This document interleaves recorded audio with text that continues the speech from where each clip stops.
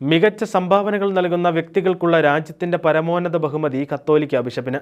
പാകിസ്ഥാനിലെ കറാച്ചിയിലെ emeritus arch bishop കർദിനാൾ Joseph കൗട്സിനാണ് പൗരന്മാർക്കുള്ള പരമോന്നത ബഹുമതിയായ തങ്ക ഇംതിയാസ് പുരസ്കാരം നൽകി ആദരിച്ചത്. വിവിധ മതസമൂഹങ്ങൾക്കിടയിൽ സംവാദം വളർത്തുന്നതിനും സാമൂഹിക ക്ഷേമവും ന്യൂനപക്ഷ അവകാശങ്ങളും പ്രോത്സാഹിപ്പിക്കുന്നതിനും ആർച്ച് ബിഷപ്പ് നടത്തിയ ധീരമായ പ്രവർത്തനങ്ങൾക്കുള്ള അംഗീകാരമാണ് ഈ ബഹുമതി. പാകിസ്ഥാനിലുടനീളം ആരോഗ്യ സംരക്ഷണം, വിദ്യാഭ്യാസം, സാമൂഹിക ക്ഷേമം എന്നിവ മെച്ചപ്പെടുത്തുന്നതിൽ ആർച്ച് ബിഷപ്പ് നടത്തിയ ശ്രമങ്ങൾ ശ്രദ്ധേയമാണ്.